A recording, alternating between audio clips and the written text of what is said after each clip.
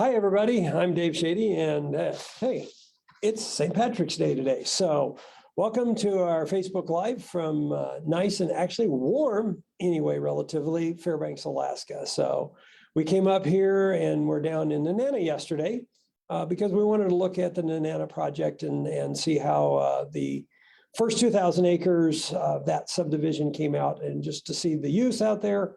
And so today we're going to just talk a little bit about that. And then we got some drone shots and some on the ground pictures that I'd like to just give everybody a quick look. So Nenana, check it. Nenana kind of tells you where it is. So it's out east of Nenana, west of Nenana. I always get that one backwards, east or west. So it's west of Nenana. Turn on 10th Street and head out and go across the bridge, and you're headed out that direction. So there's about 140,000 acres designated for agricultural land. And we suspect that we'll have about 100,000 acres of that we'll develop for use as agriculture. We do have the first 2,000 acres subdivided in parcels ranging from 21 acres to a little bit over 100 acres. And so we're good. Well, actually, we go up to 319.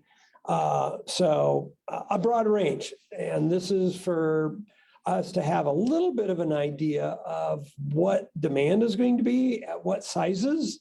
And we're working with the NRCS, and we should finish our soil surveys this summer as we look to figure out what the soils are, what's going to grow in these parcels, how big should the rest of the units be. So it's looking like we're going to be having a public ag day on the 11th of June again. And so, we're going to invite everybody to come out there to the boat launch, and like we did last year. And you can see where we are with that this summer. Go out and look at the parcels. One of the things that we did is, and you'll see in these pictures, is we cleared the lot lines. Because one of the complaints we heard from a lot of the farmers in our other ag projects is they couldn't tell where the lines were and they had a hard time finding their corner stakes. So we solved that problem, and we wanted people to be able to go out and look at the parcels and decide which ones they want to bid on and actually know that they for sure know where those lines are. So with that, John, could we show a little footage and we'll let people kind of see what a balmy 4 degrees looks like in Nenana.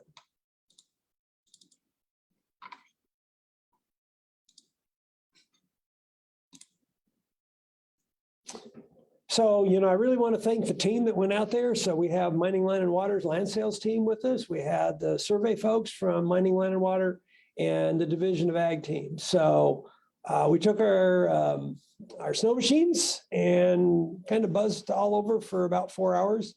One of the things you can see here pretty clearly is this is, had forest fires through in the last 90 years twice.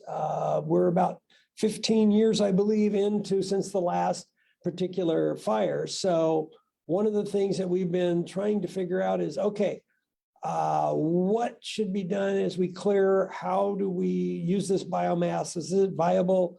Do we burn it? Does it go to the boiler that the city of Nenana is going to try to do? We just been having those kind of discussions with folks. What is going to be the cost-effective and most environmentally friendly way of doing this? So as you can see, we've got the markers in the ground, so that this whole idea is that people will be able to go in and fence and start working that property and know where it is. So the surveyors were making sure and dug down there about 3 feet into the snow, make sure the marker was where it was supposed to be. Guess what? Right there. So these lot lines, we've cleared these lot lines, and you can see that they're wide enough that you can take a little tractor, a bobcat, or in this case, your snow machines in the winter, and you can move around. So that's yours truly coming down the trail there yesterday as we were looking through some paths. So the main roads in and out of the area have been built for this phase 1, and we got secondary roads that we've got designed in and flagged, but they're not cleared. So next summer, we're going to be looking at the engineering of the roads and looking to get started on the 3-phase electricity coming into this phase 1, the global phase 1 of the property. So what we have out there is these little side roads that are already in were due to some oil, and I guess it was gas wells that the They were drilling, looking for gas in the area. So it gives us some nice starting points to set up camp and work from. So we've been out there a couple of years working on that. So this is actually in the summer, you'll see fairly decent first order roads getting out there into the area. So you're not going to have to trump miles, go through the weeds, go through the brush. You'll be able to drive out and take a look at this. So here the surveyors were looking to make sure we knew where we were as we wanted to start looking and move around the lines. So as I said, we've taken these areas and we wanted to make sure that people can clearly see where those property lines are. But more importantly, maybe even, is the fact that these have been cleared because this you can't see under the snow. It's down to forest. It's forest fire. So it's a jumbled mess. And to walk across this country, it's hard work. But if you got the lines cleared, you can go and walk around the parcels and you're going to be able to actually access in a reasonable manner to see what those different properties look like. So you can come in the main Nenana Road, which is gone, how many miles we got? About 12. About 12 miles built by the city and the oil companies and the Native Corps. So, and then you've got the secondary road as we're moving. So, you know, here's some really nice aerials that John took with our drone, and you can see that there's quite a bit of use out there. So one of the things that we've looked at as we're designing this is to keep the public use trails open. We understand that people are going to want to get out to the hunting and fishing areas. We understand the Native Corps are going to need to be able to get on their land. The mental health trust folks will need to be able to access their land. So this is a multi-year, multi-phase program that's taking into consideration the needs of all the stakeholders of the area. So we worked with the tribe there in Nenana. We've worked with the city. We were just talking to NRCS this morning. Our other federal agency partners, Fish and Game, I've talked to, and the staff have been working with, and of course, all of our DNR sister agencies are working this as a team. So June 11th, we're going to have a public a day for ag again, and we're going to invite everybody out. So keep in mind that pretty much all the agencies are going to be there. So great shot of the team moving down through. Only one, of course, missing is John because he was back flying the drone. But we really appreciate that. This, you can see the main road, you know, fairly wide, fairly well developed. No, it's not something you're going to drive your car down. There's some washouts in that. So I'll be working to upgrade it to where your four-wheel drive vehicles will be able to move up and down it this summer. Right now, we don't recommend that. We did find some private vehicles out there on the grounds because they were out cutting wood with permits and had some problems. So, you know, one of the things that we're going to want to do is make sure people aren't abandoning vehicles and causing problems out there. So you're going to find that we're out there quite a bit. We work with the troopers who come out and patrol the area as well. So here's the team up above the pad. That wind was blowing out there. And with 3 foot of snow, someplace it was wind blown. But in other places, when you're in the lee, it was pretty deep. You stepped off and went pretty deep. So powdery snow, really nice snowpack this year. And so actually I was a little surprised that it wasn't harder packed than it is. So it shows that this area has pretty steady temperatures, didn't obviously get quite as warm, but you know, you're out on a flat and so there's a lot of wind. Definitely you're going to want to be smart as you develop and keep your wind breaks and work for leaves and make sure that you develop that, keeping in mind wind and water erosion of your soil. So that's something we're looking at from a soil scientist viewpoint, from an economic viewpoint, trying to make sure as we design and move forward on this, we're using modern science, modern practices.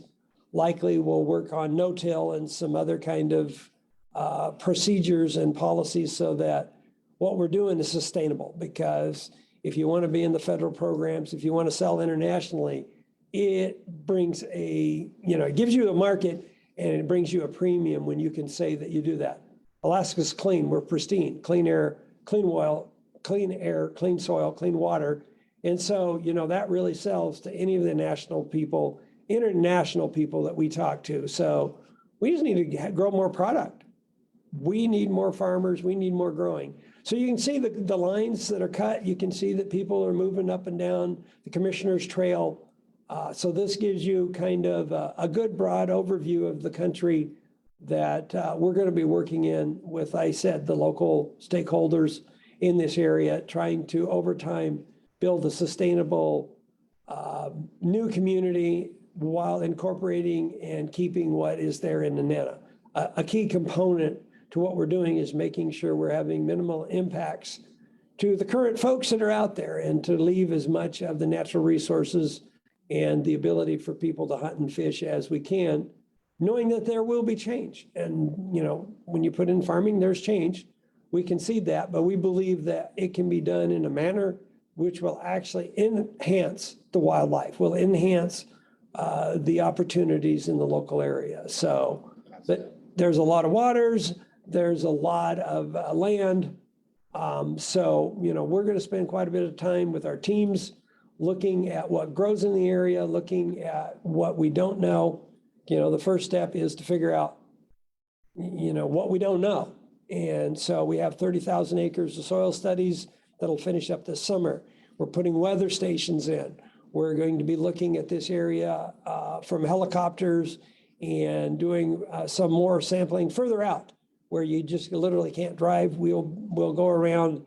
We have LiDAR, we have photography of the entire area. So we'll go quality control and go out and do some site-specific areas, look at the LiDAR, look at what you have on the ground and compare it to the photography. So we can get that to where it's quantified based on the photography. We know what's going to be really out there on the ground when we go out and see it again. So that is a quick overview that we wanted to give everybody today. So John, did we have any quick questions, or Mo, anything that I should miss that I should tell people about? The Ag Day is Friday, June 10th, and then the Field Day is June 11th. You kept it saying June 11th, but Okay. The 10th is the agencies in the parking lot, public information, and then the second day is going to be looking at parcels in the field with some soil pits dug by soil scientists. Okay, so the 10th and 11th, Friday, Saturday, be there at Nenana. We will. So until then, hey, all right. I told the guys I could put the hat on, see? So now I win the bet. I wore the hat, but I thought I'd feel a little funny going through a bunch of pictures. But have a great St. Patty's Day and talk to you next week. Bye all.